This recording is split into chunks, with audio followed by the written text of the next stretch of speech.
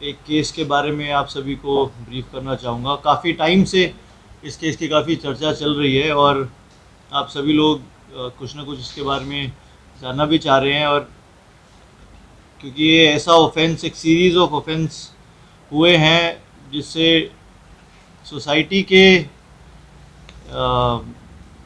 ऊपर जो इम्पैक्ट पड़ा है वो आई डोंट थिंक अरुणाचल में पहले कभी देखा गया हो। जिस तरीके के हीनियस ऑफेंसेस लगातार किए गए हैं, तो उसके बारे में मैं एक बार आपको ब्रीफ करूंगा।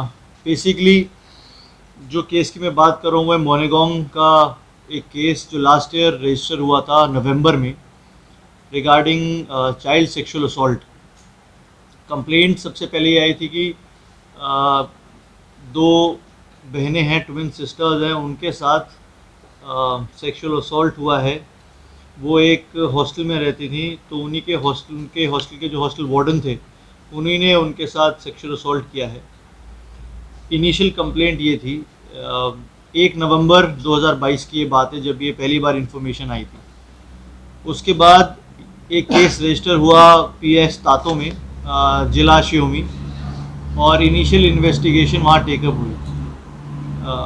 फिर डिसीजन ये हुआ गया कि ये केस एसआईटी को ट्रांसफ़र किया जाएगा। तो उसके कुछ दिनों बाद नवंबर में ही वो केस एसआईटी में ट्रांसफ़र किया गया और वो केस हमने इंडोर्स किया हमारी डीवाईएसपी एसआईटी मोयर बसर कमदक मैडम को, जिन्होंने पूरा इन्वेस्टिगेशन किया है। केस ब्रीफ करने से पहले मैं ये चाहूँगा कि इस स्टोरी को आप बहुत ही ह्यूमेन तरीके से रन करें, मोर इन एन अवेयरनेस मैनर, क्योंकि इस केस की इन्वेस्टिगेशन के दौरान जो चीज़ें हमारे सामने आई हैं उससे जो सबसे बड़ी सीख हमें लेनी चाहिए वो ये लेनी चाहिए कि ऐसे ऑफेंसेस हमारे बच्चों के साथ यहाँ पे हो रहे हैं और उनको खुद ही नहीं पता चलता है कि ऐसे ऑफेंसेस हुए हैं। उनको खुद नहीं पता चलता, और अगर उनको लगता है कि कुछ गलत हो रहा है और वो अपने पेरेंट्स से भी शेयर करते हैं, तो उनके पेरेंट्स को भी इस तरीके का अवेयरनेस नहीं है कि अगर ये गलत चीज़ हो गया है तो क्या करना चाहिए। तो केस के बारे में जो फर्स्ट चीज़ जो मैं बताना चाहूँगा वो है कि इस केस के अक्यूज़ ने हमारे एक इंडिविजुअल जिनका नाम है युमकिन बागरा, जिनकी अभी उम्र 33 साल है, और वो मोनेगोंग के एक स्कूल में हॉस्टल वार्डन है। वो वहाँ 2014 से 2022 तक रहे हैं, ये उनका टेन्योर रहा है।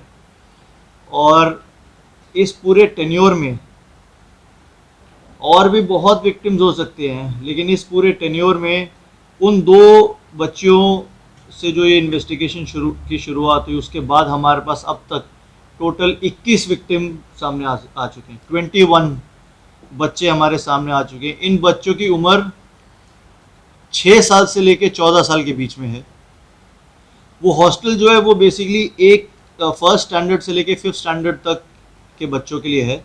जो हमारे पास बच्चे आए हैं वो उनकी अब उम्र कईयों की 19 साल हो गई है, कईयों की 20 साल 21 साल हो गई है। कुछ बच्चे ऐसे हैं जो आगे फर्दर स्टडीज़ कर रहे हैं। उनमें से कुछ ऐसे विक्टिम्स भी हैं जिन्होंने जो शादी कर लिया, जिनकी खुद की एक फैमिली है। ये सब मैं इसलिए बता रहा हूँ क्योंकि ये इन्वेस्टिगेशन हम चाहते तो उन्हीं दो बच्चों की जो कंप्लेंट आई है, उन्हीं दो बच्चों की कंप्लेंट पे केस रजिस्टर करके कि उसको अरेस्ट करके तभी के तभी चार्जशीट कर सकते थे। बट हमारा इंटेंट वो नहीं था। हमारा इंटेंट था कि अगर ये ऐसा कुछ ऑफेंस हुआ है और दो बच्चियां बहुत ही ज़्यादा कॉन्फिडेंशियल तरीके से हमारे सामने आई हैं अपनी फैमिलीज़ के थ्रू, तो ये पूरा जो भी रैकेट इन्होंने जो अक्यूज़ उन्होंने रन किया है, जो भी लगातार ऑफेंसेस साल दर साल ये करता है, हम हर एक की जड़ तक पहुँचे। मैं फिर से कह रहा हूँ कि 21 बच्चे ऐसे हैं जिसमें जो हमारे सामने है 15 उसमें फीमेल्स हैं, 6 मेल्स हैं जो अभी हमारे पास सामने आए। और भी कई सारे विक्टिम होंगे। पहले भी हमने अपील किया है और हम आज भी दिली अपील करते हैं कि ऐसे बच्चे जिनके साथ इस तरीके के असॉल्ट्स एक्टिविटीज़ हुए हैं वो प्लीज़ सामने आए। उनकी आइडेंटिटी हम सीक्रेट रखेंगे, रिवील नहीं करेंगे, लेकिन आपके साथ जो ऑफेंस हुआ है एक मौका हमें दीजिए कि हम आपको उसके लिए जस्टिस दिला सकें। इन बच्चों के साथ इनमें से 6 ऐसे बच्चे हैं जिनके साथ as per legal terminology aggravated penetrative assault हुआ है। मतलब इनके साथ लगातार जो कॉमन पार्लेंस में रेप कहा जाता है, तो उस तरीके के असॉल्ट्स इनके साथ हुए हैं। उसके अलावा बाकी लोग ऐसे हैं मेल्स फीमेल सब मिला के जिनके साथ मोलेस्टेशंस हुए हैं, जिनकी बॉडी का दुरुपयोग किया गया है।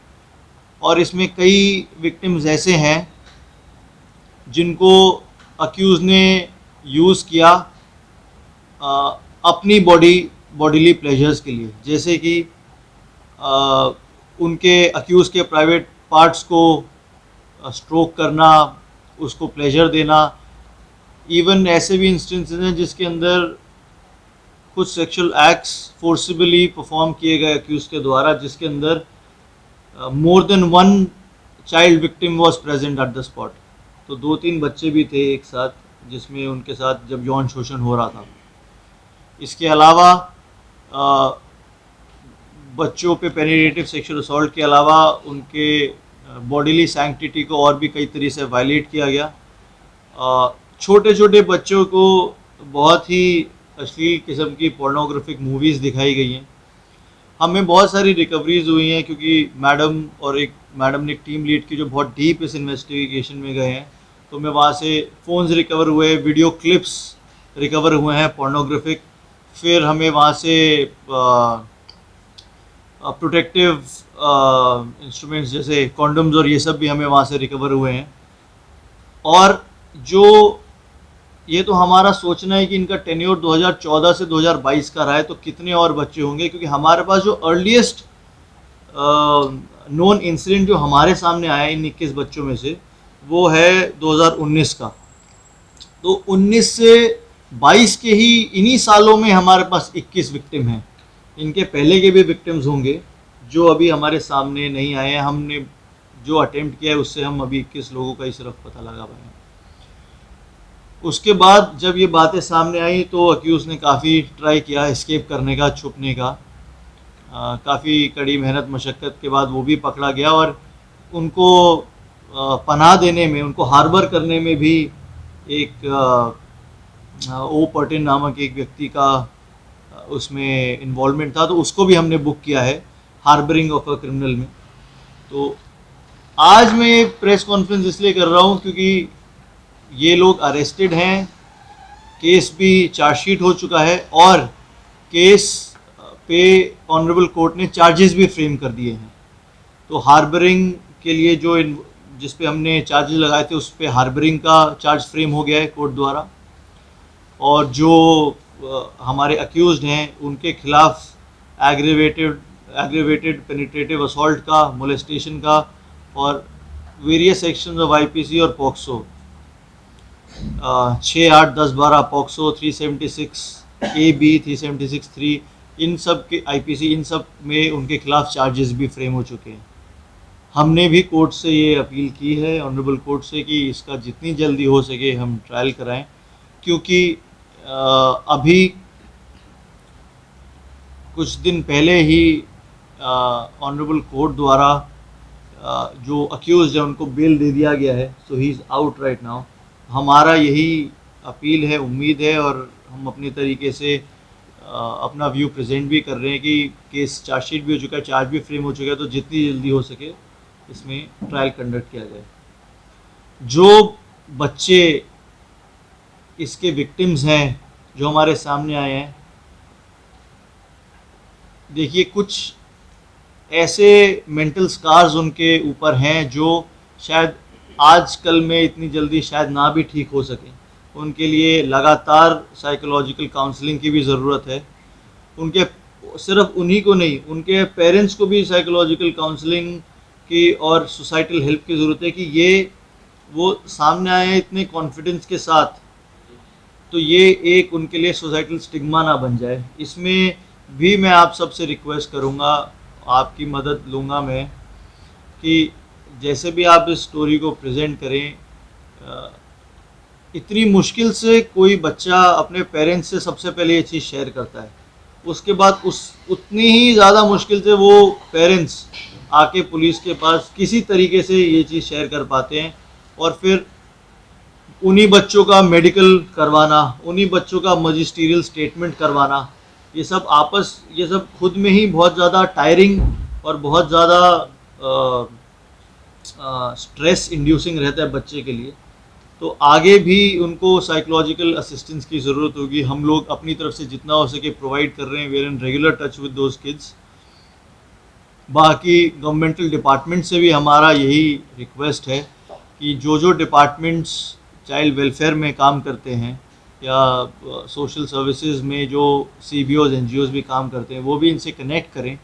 और क्योंकि एक दो दिन की बात नहीं है, लगातार इनको मेंटल एड काउंसलिंग की ज़रूरत है, जिससे वो इस चीज़ से बाहर आ पाएँ। और जो लोग अपनी ज़िंदगी अभी ठीक सी जी रहे हैं, उन्हीं की तरह ये भी अपने उन मेंटल स्कार्स को कहीं दबाएं ना, क्योंकि अगर वो उसको सप्रेस करेंगे तो कभी ना कभी वो बाहर आएगा और बहुत ही अनहेल्दी तरीके से आएगा। तो एक बहुत ही लॉन्ग ड्रॉन लेकिन एक पीसफुल प्रोसेस के द्वारा इनकी काउंसलिंग की जाए, मेरी यही रिक्वेस्ट रहेगी आपसे भी, जितने गवर्नमेंटल डिपार्टमेंट्स हैं, CBOs NGOs जो इनके बारे में काम करते हैं। और भी अगर कोई बच्चे हैं, और वो मेरी ये अपील है अगर दोबारा से कि अगर ऐसा कुछ हुआ है उनके साथ इन सालों में, उस जगह पे, इससे पहले जब कभी भी, तो प्लीज़ हमारे सामने आएँ।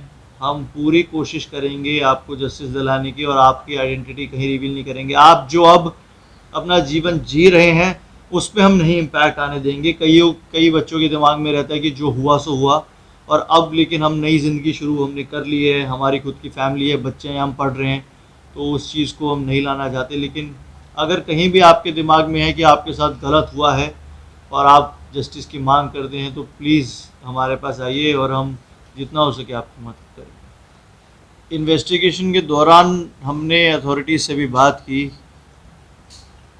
जितना हमारे सामने आया है, ये चीज़ अभी जाके फर्स्ट टाइम रिपोर्ट की गई है। बेशक पहले से ये चीज़ें हो रही हैं ना ही, लेकिन इतना डर का माहौल उस जगह था कि अब जैसे कुछ लोग हैं हमारे पास, जो अभी जो इन्फॉर्मेशन आई है अब तक, उसमें कुछ बच्चों ने सुसाइड अटैम्प्ट्स भी किए। 4 सुसाइड अटैम्प्ट्स ऐसे हैं जो रिपोर्टेड हैं अभी इस पूरी इन्वेस्टिगेशन में हमारे पास आए कि टोटल 4 सुसाइड अटैम्प्ट्स ऑलरेडी हो चुके हैं। लेकिन ये वो वाली बातें कि उसी जगह रह गई, ना किसी ने बाहर बताई। और अगर पेरेंट्स को भी रिवील किया, पेरेंट्स ने भी स्कूल अथॉरिटीज़ से बात नहीं की, क्योंकि वही बताना चाह रहा हूँ कि इस तरह की चीज़ें उनके साथ हो रही हैं, ये गलत है। जो गुड टच बैड टच का कॉन्सेप्ट हम बात करते हैं, इतनी अवेयरनेस की ये उनके साथ बहुत ही गलत हो रहा है, ये है ही नहीं। और अगर ये है भी तो इससे डील कैसे करना है, इसकी नॉलेज भी जो हमें पता लगा पूरी इन्वेस्टिगेशन के दौरान, कि इसकी नॉलेज भी ठीक तरीके से, ढंग तरीके से ना पेरेंट्स के पास है, ना उनके आसपास जा किसी से उन्होंने बात की उनके पास है। तो स्कूल अथॉरिटीज़ का भी यही कहना है, और हमने भी इन्वेस्टिगेशन में यही माना है कि ये बात इन बच्चों और जो अक्यूज़ है उनके अलावा बाहर कभी गई नहीं, और अगर गई तो पेरेंट्स तक थोड़ी बहुत बात गई, तो वो बाहर आई नहीं। सर, आउट ऑफ 21 में से कोई तो ऐसे तो होता होगा कि उधर से पास आउट होके निकला, ये कोई किसी का फैमिली वाला नहीं होता, कोई ऐसे इसमें ऐसे कोई ऐसा वाला फैमिली वाला भी होता होगा शायद, वो वाला भी आगे निकला। बिल्कुल है। 21 में मैं आपको यही क्योंकि बता रहा हूँ कि हमारे जो विक्टिम्स हैं वो 6 से लेके 14 साल की उम्र में, तो कई लोग तो वो स्कूल छोड़ चुके हैं, कई लोग 19-20 साल के हैं जो हमें पता लगा है। लेकिन उन विक्टिम से अभी भी बातचीत चल रही है कि आप आके स्टेटमेंट्स देना चाहें, तो जो अपनी ज़िंदगी जी रहे हैं। तो डेफिनेटली सिर्फ उस स्कूल के बच्चे नहीं, क्योंकि अभी हमने देखा तो at this point in time उस हॉस्टल में सिर्फ 8 बच्चे हैं। इनिशियली वहाँ 30-40 बच्चे हुआ करते थे कुछ साल पहले। तो ऐसे कई बच्चे होंगे जो अब उस हॉस्टल में नहीं है, जो पास आउट कर चुके हैं वहाँ से और अब अपनी अपनी ज़िंदगी जी रहे हैं, वो भी इसके विक्टिम्स हैं।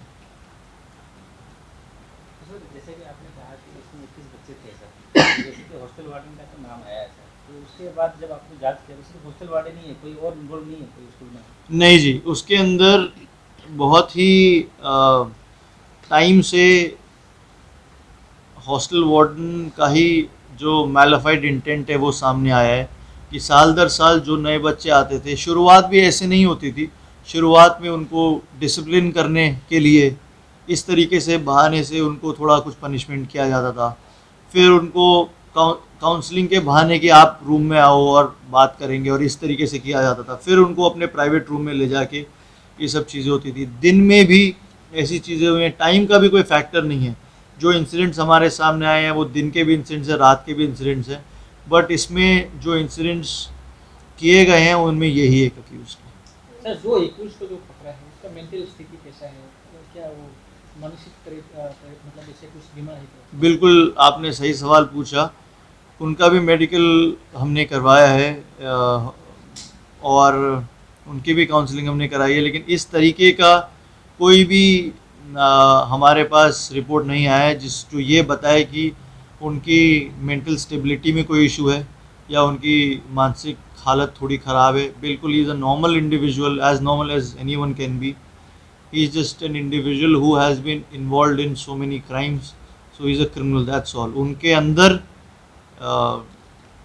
डेप्रिवेशन है ज़रूर, बच्चों को लेके कुछ फैंटेसीज़ हैं ज़रूर, लेकिन मेडिकल टर्म्स में ऐसा कुछ है कि उनको कुछ मेंटल कोई प्रॉब्लम है, ऐसा कुछ भी नहीं सर, ये सर दोनों दोनों बेल पे है ना, एक है। सॉरी, बेल बेल आप लोग बताया था ना, एक्यूज और they are on bail, both on bail, yes.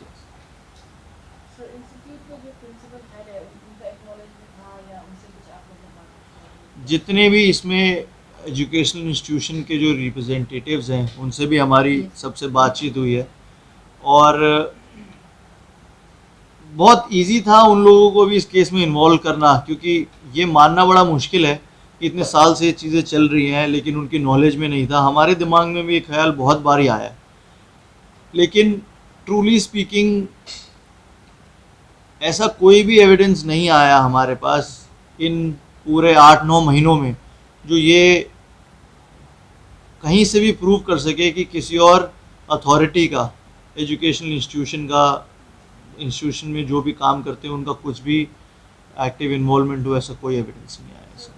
अच्छा, केस जो पुराना है और कई लोग का एज भी अभी पार हो गया, तो अभी विदिन द 21 विक्टिम में से अभी अंडर एज कोई नहीं है? सारे ही मैम अंडर एज हैं अभी भी मैम।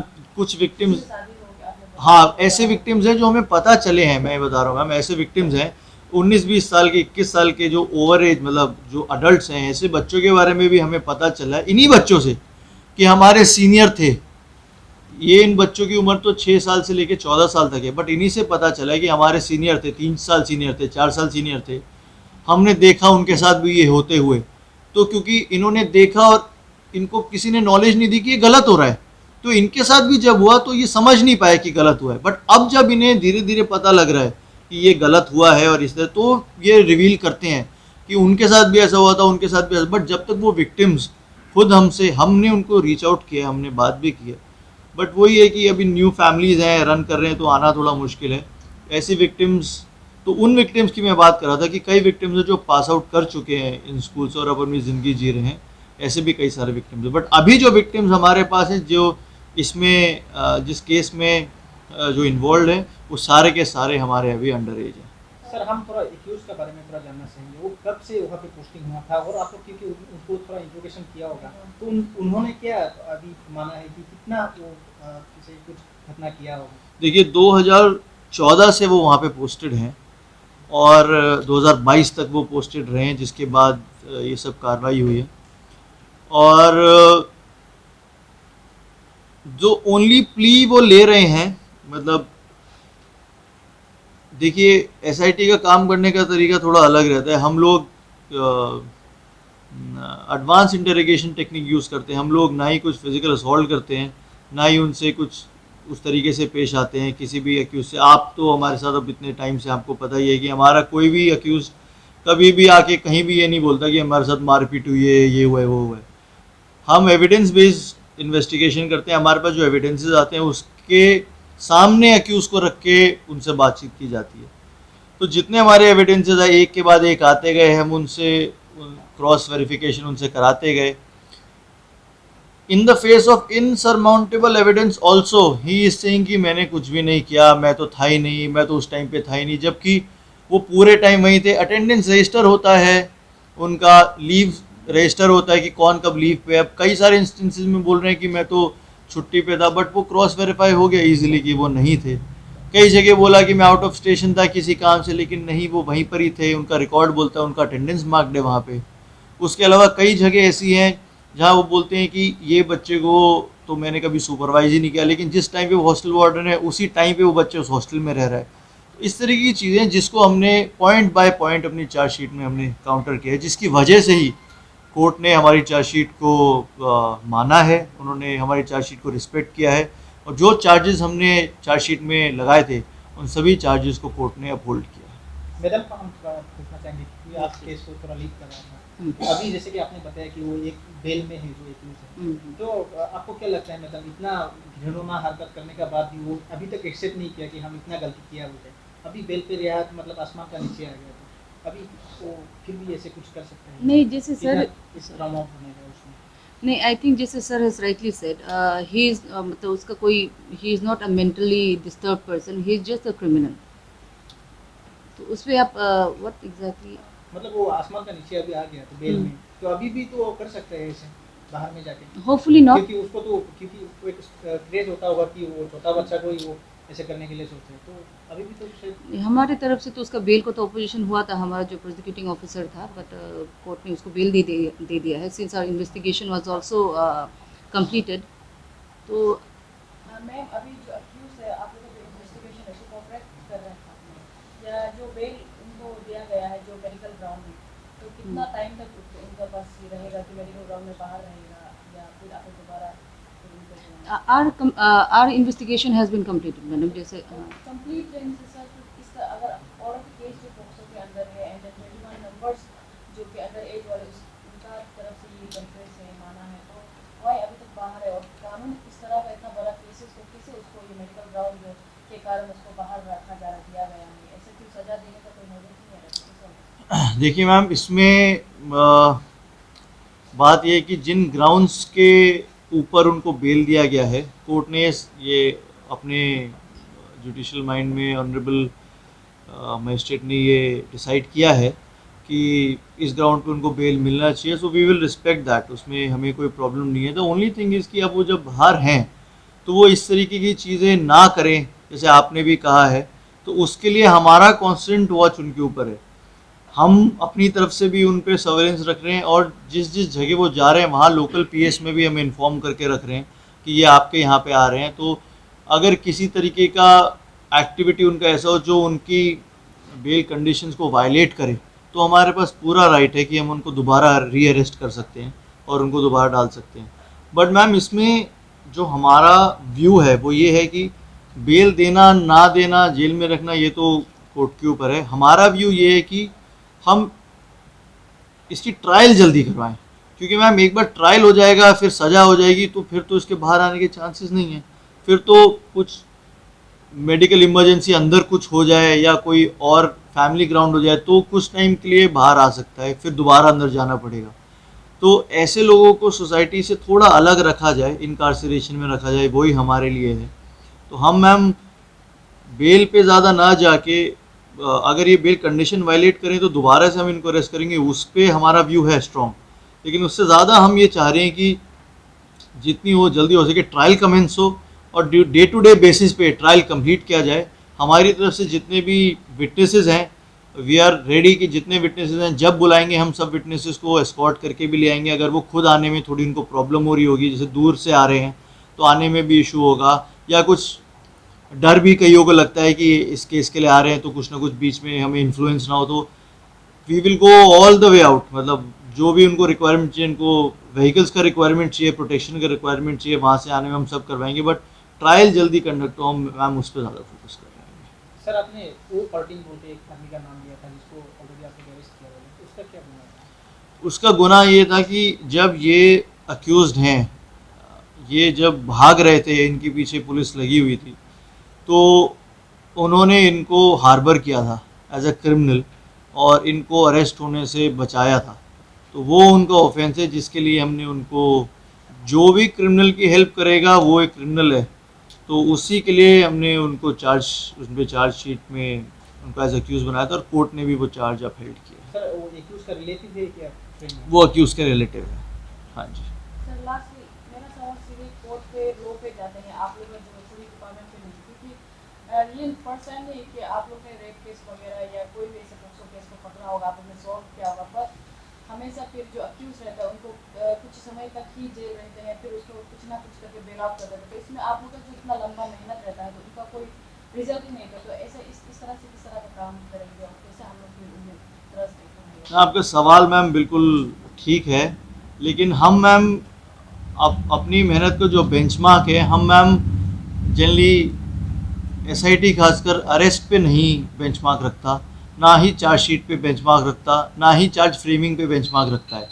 हम अपनी सक्सेस का या मेहनत का बेंचमार्क सिर्फ रखते हैं अक्यूज़्ड के कन्विक्शन पे, कि एक बार अरेस्ट कर लिया चलो ठीक है, चार्जशीट कर ली ठीक है, चार्ज फ्रेम हो गए ठीक है, लेकिन हमारा मेहनत सही है गलत है, हमने काम ठीक किया है नहीं किया है, उसका जो बेंचमार्क है मैम हमारे लिए वो कन्विक्शन ही है। उससे पहले जो भी कुछ हुआ है वो तो एक प्रोसेस है, that is our thought in SIT. तो ये बात ठीक है मैम कि अगर वो बेल पे आ जाते हैं तो हमारी भी थोड़ी परेशानी बढ़ जाती है और सोसाइटी एट लार्ज भी इसको ठीक से नहीं देखता है, क्योंकि ऑब्वियसली वो उनको यही लगता है कि अरेस्ट हुआ, इतने टाइम अंदर रहा और अब बाहर आ गया एकदम से तो केस फेल हो गया है या केस में कुछ नहीं हुआ है। बट मैं इस आपके ही माध्यम से बताना चाह रहा हूँ कि केस बिल्कुल करेक्ट डायरेक्शन में है और एक बार ट्रायल जल्दी से कमेंस हो, कंप्लीट हो और कन्विक्शन हो, हमारा एम वही रहेगा। तो उसके बाद फिर उनके जेल से बाहर आने के चांसेस बहुत ज़्यादा निग्लिजिबल हो जाते हैं। तो without commenting much upon the law and the court procedure, हमारा एम ये रहता है कि मैम हम अपना काम ठीक करें और बाकी जो भी एजेंसीज हैं वो जहाँ तक हो सके हमारी हेल्प करती हैं, बट हम अगर अपना काम ठीक करेंगे तो जो इन्वेस्टिगेटिव लैप्सेस है वो नहीं होंगे और कोर्ट को भी इजी रहेगा कन्विक्शन देने में। तो हम मैम उस पर ज़्यादा फोकस करना चाहते हैं। सर ये स्कूल का नाम क्या था? कारो रेसिडेंशियल स्कूल। कारो रेसिडेंशियल सर जैसे कि एक स्कूल में ऐसे घिनौना घटना हुआ और बाकी भी मैसेज जाता रहा है और अब भी आज भी मैं यही रिक्वेस्ट करूँगा कि हमारे डिस्ट्रिक्ट एसपी से भी ये रिक्वेस्ट करूँगा और उनके द्वारा उनके ओसी से कि स्कूल्स में और बाकी जितने भी हमारे चाइल्ड वेलफेयर डिपार्टमेंट्स हैं या सोशल वेलफेयर सीबीओज एनजीओज हैं कि इस तरीके का अवेयरनेस की, ये जैसे मैंने पहले भी बोला गुड टच बैड टच क्या होता है, और अगर किसी बच्चे के साथ कुछ ऐसी चीज़ हो रही है, देखिए मॉरल कंपस हम सभी का बड़ा स्ट्रांग रहता है और बच्चों को भी अगर उनके साथ अगर ज़्यादा छोटी उम्र है तो शायद नहीं पता हो, लेकिन थोड़ी सी जब उनको समझ आने लग जाती है तो पता लग जाता है कि ये चीज़ सही है, ये चीज़ गलत है, मतलब उनको खुद से ही पता रहता है। लेकिन ज़्यादा ज़रूरी ये है कि पेरेंट्स को ये चीज़ अवेयरनेस हो कि अगर ऐसी कोई चीज़ उनके बच्चे के साथ हो रही है तो वो बच्चे में कॉन्फिडेंस जनरेट करें कि बेटा या बेटी तुम्हारे साथ अगर ऐसा कुछ हो रहा है तो हमें बताओ और उसको सहो मत और बताओ, और जैसे उनको पता चले तो वो नियरेस्ट पुलिस स्टेशन में या आके बताएं। ये भी बड़े मुश्किल से रिपोर्ट हुआ, क्योंकि ये भी रिपोर्ट इसलिए हुआ क्योंकि बच्चियों के साथ सेक्सुअल असॉल्ट तो हुआ ही, लेकिन उनके साथ फिजिकल असॉल्ट भी हुआ था, कुछ ना कुछ मैन हैंडलिंग हुआ था, तो ये चीज़ फिर भी रिपोर्ट हो गया। अगर क्या पता अगर सिर्फ उनके साथ सेक्सुअल असॉल्ट टाइप हो रहा होता तो और फिजिकल मैन हैंडलिंग नहीं हो रही होती तो क्या पता ये चीज़ सामने आती भी या नहीं आती या लेट आती, मतलब वी नेवर नो। तो बाकी स्कूल्स में भी जो रेजिडेंशियल स्कूल्स में होने के चांसेस ज़्यादा है क्योंकि बच्चा पूरे टाइम वहीं रहता है, बट रेजिडेंशियल स्कूल्स हो चाहे डे बोर्डिंग हो, सेक्सुअल असॉल्ट एक बच्चे के साथ होना जो बिल्कुल ही डिफेंसलेस है कहीं भी हो सकता है। और सिर्फ एजुकेशन इंस्टीट्यूशंस की बात ना करें, पब्लिक प्लेसेस की बात करें, कहीं भी हो सकता है, बट प्रोबेबिलिटी क्योंकि वो एक हॉस्टल में रह रहे हैं तो प्रोबेबिलिटी बढ़ती रहती है, पूरे टाइम वहाँ पे रहते हैं। तो हमारा यही अपील है कि मेरे एसपी से भी और डिपार्टमेंट से भी और पब्लिक एट लार्ज से भी कि आप भी पेरेंट्स हैं, आपके भी बच्चे हैं या आपके कई रिलेटिव्स होंगे जिनके बच्चे हैं, आप खुद पोजीशंस ऑफ पावर में होंगे, कुछ गवर्नमेंट डिपार्टमेंट्स के लिए काम कर रहे होंगे, कुछ NGOs CBOs के लिए काम कर रहे होंगे। प्लीज़ आप भी अपनी तरफ से स्कूल्स में जाइए, इस तरीके अवेयरनेस स्प्रेड कीजिए। हमारी तरफ से जो कुछ आपको असिस्टेंस चाहिए, मैं ऑन रिकॉर्ड कहता हूँ, हम आउट ऑफ द वे जाके आपको असिस्ट करेंगे। आपको चाहे कोई प्रोग्राम चाहिए, प्लान चाहिए, हमारी मैन पावर की हेल्प चाहिए, वेहिकुलर हेल्प चाहिए, कुछ भी चाहिए, we will go all out. आप इसी तरीके अवेयरनेस बच्चों में और पेरेंट्स में प्लीज़ स्प्रेड कीजिए, और एजुकेशन इंस्टीट्यूशंस में, टीचर्स में, उनके मैनेजरियल रोल्स में जो भी ऑफिसर्स प्रेजेंट है, चाहे प्रिंसिपल्स हों, चाहे प्रॉक्टर्स हों, जितने भी लोग हों, उन पे भी ये अवेयरनेस दीजिए कि अगर इस तरह की चीज़ें हो रही हैं तो जितनी जल्दी हो सके रिपोर्ट करें, सामने आए।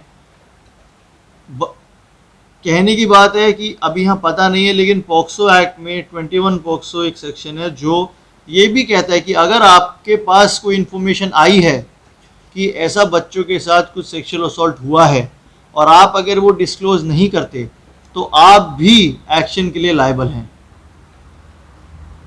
किसी भी व्यक्ति को अगर ये चीज़ पता लग जाती है कि ऐसा किसी बच्चे के साथ सेक्सुअल असॉल्ट हुआ है और वो इन्फॉर्मेशन वो व्यक्ति पुलिस से शेयर नहीं करता है, लॉ इन्फोर्समेंट एजेंसी से शेयर नहीं करता है, और बाद में इन्वेस्टिगेशन के दौरान पुलिस को पता लग जाता है कि ये इन्फॉर्मेशन उस व्यक्ति के पास पहले से है, तो वो व्यक्ति भी क्रिमिनल एक्शन के लिए लायबल है। ऐसा एक्ट में ही दिया गया है। तो चाहे आप बच्चों की हेल्प करना चाहें उस इंटेंट से आएँ, या आप अपनी क्रिमिनल लायबिलिटी बचाना चाहें उस इंटेंट से आएँ, जिस भी इंटेंट से आना चाहें आप, लेकिन आए ज़रूर, क्योंकि हमारा एम ये है कि आपसे ज़्यादा लेना देना नहीं। हमारा एम है कि वो इन्फॉर्मेशन हम तक आए ताकि हम उस पर जो भी हमारे विक्टिम्स हैं उनको जस्टिस दिला सकें।